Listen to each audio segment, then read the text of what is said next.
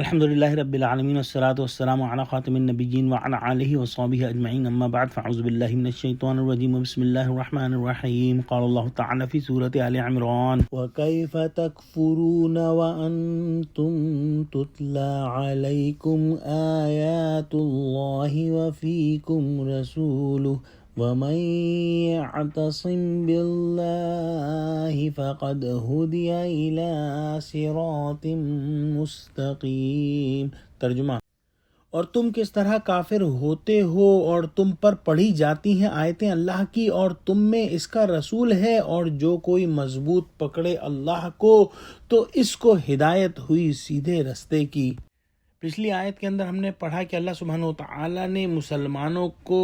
اسلام دشمنوں سے ہوشیار رہنے کی تلقین فرمائی اور کہا کہ اے ایمان والو، اسلام دشمنوں سے ہوشیار رہو۔ ان کی سب سے بڑی آرزو اور کوشش یہ ہے کہ تم اسلام سے پلٹ کر کفر کی طرف چلے جاؤ، تمہارا رخ جنت سے جہنم کی طرف ہو جائے، تمہاری وحدت پارا پارا ہو جائے، تمہارا اتحاد ختم ہو جائے اور تم فرقوں میں بٹ کر ایک دوسرے کے خون کے پیاسے ہو جاؤ۔ اگر تم نے ان کی اطاعت کی اور تم ان کی ہر بات مانتے چلے گئے اور ان کے وسوسوں اور سازشوں کا شکار ہو گئے تو پھر تم ایمان سے محروم ہو جاؤ گے اور کفر کی غلاظت میں جا پڑو گے۔ پچھلی آیت کی تفسیر میں ہم نے یہ بھی بیان کیا تھا کہ یہی حالات آج بھی ہیں۔ آج بھی مسلم دشمن قوتیں چاہتی ہیں کہ مسلمان فرقوں میں پڑے رہیں اور آپس میں لڑتے جھگڑتے رہیں، اور بہت حد تک وہ اس جو ہے مشن میں کامیاب بھی ہیں۔ آج کی آیت میں اللہ سبحانہ وتعالی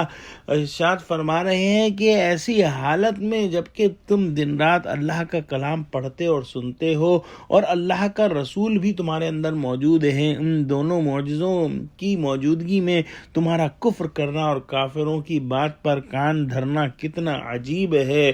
آج ہمارے درمیان محمد صلی اللہ علیہ وآلہ وسلم تو موجود نہیں، لیکن ان کی تعلیمات، ان کی جو ہے احادیث اور ان کے جو ہے تمام تر ہدایت جو انہوں نے ہماری امت کو عطا فرمائی وہ سب کا سب موجود ہے، اور ان پر چل کر ہم کافروں کی سازشوں سے بچ سکتے ہیں۔ کافروں کی سازشوں سے بچنے کا اور ہدایت حاصل کرنے کا ایک ہی طریقہ ہے، اور وہ طریقہ جو ہے اللہ سبحانہ وتعالی نے یہاں بیان فرمایا ہے کہ وَمَن يَعْتَصِم بِاللَّهِ، کہ اور جو کوئی بھی اللہ کو مضبوط پکڑ لے، اللہ سے چمٹ جائے نہ۔ اللہ کو مضبوط پکڑنا اور اللہ کو چمٹنا کیوں کر ممکن ہے، اور یہ جو ہے علماء نے بیان فرمایا ہے کہ یہاں سے مراد جو ہے وہ قرآن کریم سے چمٹنا اور قرآن کریم کے ساتھ جو